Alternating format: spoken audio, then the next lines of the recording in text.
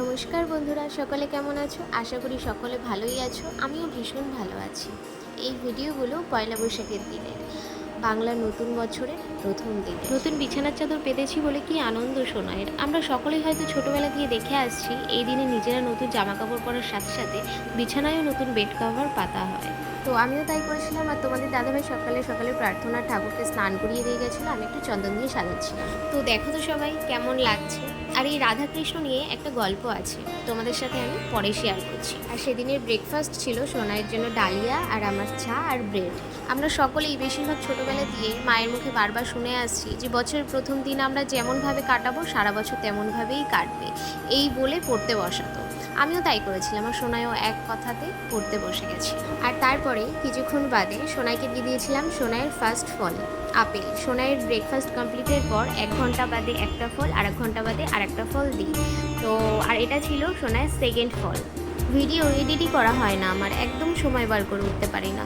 Blog video capture করে রাখি, আর যেই 1 সপ্তাহ পার হয়ে যায় তখন ডিলিট করে দিতে হয়, এই ভেবে যে এতদিন পর আর কি আপলোড করব। কিন্তু পয়লা বৈশাখের ভিডিওটা ভাবলাম আপলোড দিয়েই দিই।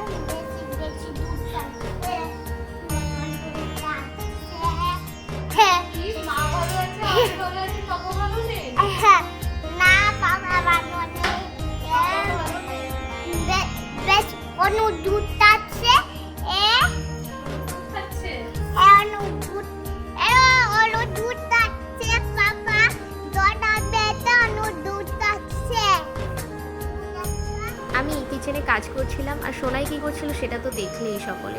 পয়লা বৈশাখের দিনে অনেক কিছুই ক্যাপচার করেছিলাম, কিন্তু এতদিন পার হওয়ায় ভিডিও কাট করে করে এইটুকুই শেয়ার করি তোমাদের সাথে, এটাই ভাবলাম।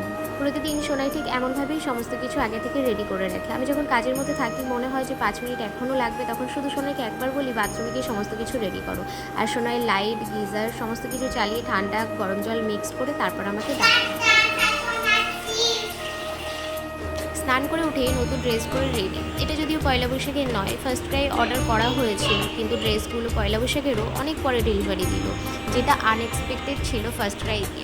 এই ড্রেসটা আমি জন্মদিনে দিয়েছিলাম। সোনাইয়ের অনেক জামা কাপড় নতুন ট্যাগ সমেত এখনও পরে আছে, তাই ভাবলাম এগুলোও তো নতুন, একটা পরিয়েই দিই। এইবার শেয়ার করি তোমাদের সাথে রাধাকৃষ্ণের সেই গল্পটা। প্রেগনেন্সির সময় আমরা গোপু সোনার একটা বড় সুন্দর ফটো অর্ডার করেছিলাম ফ্লিপকার্টে, আর বারবার এই রাধাকৃষ্ণের ফটোটা আসছিল।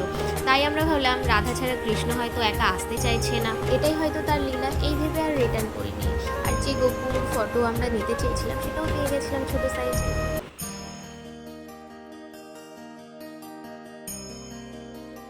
তো চলো এইবার দেখাই পয়লা বৈশাখে রান্নার মেনু কী ছিল। নিয়ম হলো 5 পদ রান্নার। তো রান্না করেছিলাম এই যে 5 রকম ভাজা, শাক, মাছের ঝোল, তারপর ডাল আর চাটনি আমের। আর এই ভিডিওটা সন্ধ্যার একটু আগে। তোমাদের দাদা ভাই সঙ্গে যাবে বলে রেডি হচ্ছিল, আর সোনাই কান্না করছিল যাওয়ার জন্য।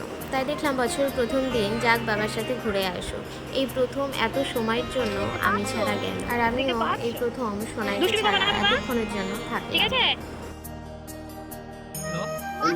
भाई मैं थोड़ा गाड़ी चला रहा था, रेजिनेशन नहीं, खाली मतलब उसको वाटर ट्रीटमेंट के लिए, मतलब रेजिन के थ्रू वाटर पास कराता আসি মিস্ত্রি বাবা দিয়েছি বাবা ধুতে দিয়েছি বাবা, কত খেয়াল। ভালোভাবে থাকবা, দুষ্টুমি করবা না, এক জায়গায় থাকবা, ঠিক আছে? বাবার সাথে সাথে থাকবা, হ্যাঁ?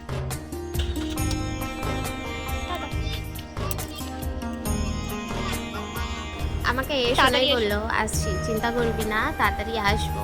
তো আজকের ভিডিও আমি এখানেই শেষ করছি। বাংলার নতুন বছর সকলের অনেক অনেক অনেক ভালো কাটুক, সকলকে টাটা।